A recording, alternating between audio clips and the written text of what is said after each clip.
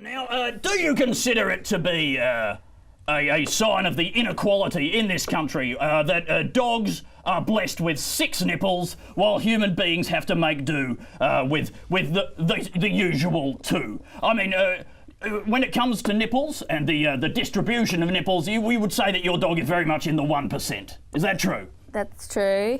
I am a big believer in nipple equality. So what approach should that take? Would you be a fan of maybe a taxation system for the dog's nipples to be taken by the government, or possibly a trading market, very much like the carbon emissions trading scheme, where nipples are bought and sold on a large scale sense from a central fund?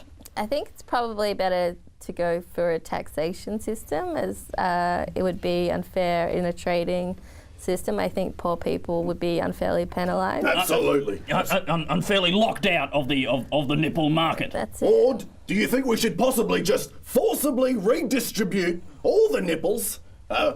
We cut off all the nipples, put them in a big pool. Indeed, and then, nipple pool. Yes, and then divide the number of nipples by the number of people and creatures that have their nipples on removed. God's earth. On God's earth, and then just, give out, say, 1.2 nipples, or, supposing insects have no nipples, suppose we'd probably all be left with a fraction of a nipple. A fraction of the nipple. I mean, the insects obviously outnumber us.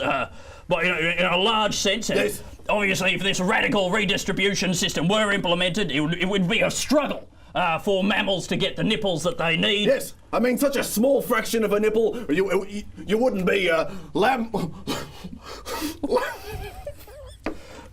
you wouldn't be.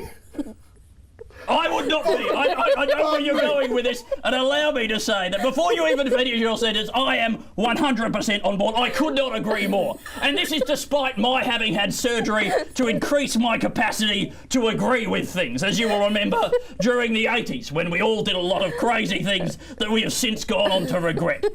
Not me, though. I couldn't agree more.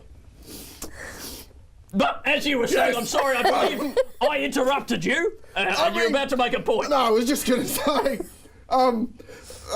with such a small fraction of a nipple, you would... Look, it wasn't that important. I was just saying it wouldn't be wrong to just call it a nip at this point. Shorten the name as you've shortened the nipple. That's right, shortened. To some people, because nipples obviously have their width, but they also have their depth. And some people, I would say, are pushing an inch in terms of nipples. I've been pushing an inch for some time. Absolutely. They create a lot of drag when you're swimming. To some people, I would say it would be actually a great opportunity for the Australian swimming team. The Australian swimming team. If we do this nipple or nip distribution. Now, did you enjoy that clip?